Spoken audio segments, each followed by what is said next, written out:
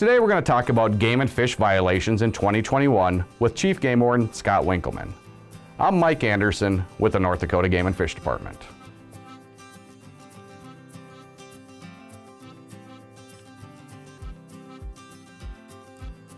Welcome to the show, Scott.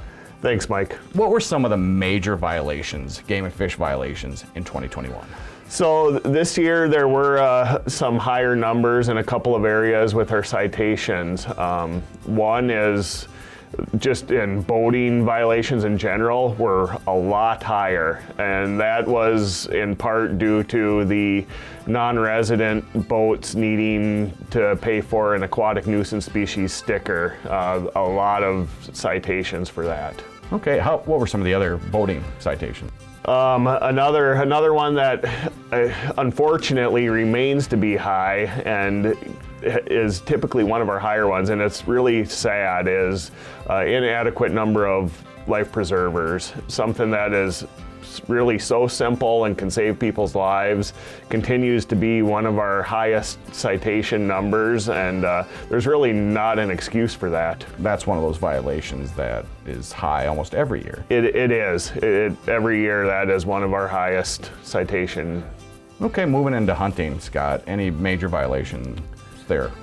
Oh yeah, yes, there always is, and the wardens made some great cases and finished up some big investigations, illegal taking of moose, some felony convictions, and yeah, the wardens did a fantastic job this year. And Scott, how about hunting? Is there any violations that are higher than others? Oh, for sure, and there again, one that continues to be a high citation number for us is just the easy fail to carry a license, whether that's hunting or fishing.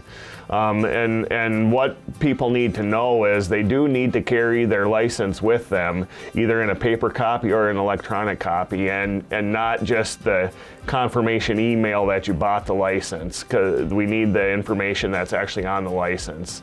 And if the wardens have to take the time to look that up, generally you're going to get a citation for fail to carry.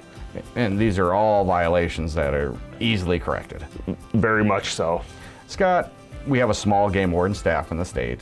Any areas that your game wardens were focusing on this year? You know, there was a couple. The department has a strategic plan, and certainly aquatic nuisance species and CWD are two areas that we do focus on. Spend a lot of time looking for those issues. We want to protect our wildlife in the state, whether that's our big game with CWD or our waterways with aquatic nuisance species, both extremely important, and we do focus on those areas. One thing I found real fascinating, even as a game and fish employee, is the amount of contacts that your game wardens have. Explain that a little bit. Yeah, it's our game wardens, even though we have a very small staff, meet and talk to a lot of people throughout the year, which is great. It allows us to build relationships with our constituents, hunters, fishermen, trappers, boaters, as well as landowners, being able to answer questions and just build those relationships.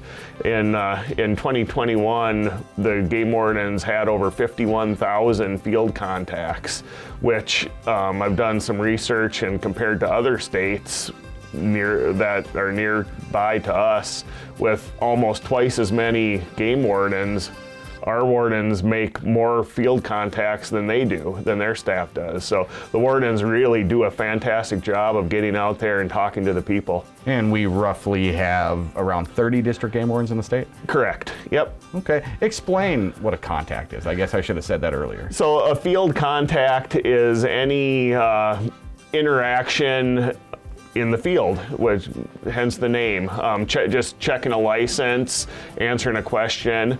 What that number doesn't include is all the contacts we make at sport shows and at local wildlife club meetings, advisory board meetings. So they really talk to a lot more people than that number indicates. And in 2021, I believe we had just a little over 2,600 violations. So the amount of contacts your game wardens have with the public, I mean, that violation rate is really low. It is. The vast majority of hunters, anglers, and trappers are good, law-abiding sports people. Scott, if you're out fishing or hunting or anywhere in the outdoors and you see a violation, what should you do? Yeah, so if anybody sees a violation or what they think might be a violation, the best thing to do would be to contact the Report All Poachers line at 701-328-9921. Try and give them as much information as you can, where you're at, what you've seen, a description of a vehicle, hopefully a license plate if you can get it.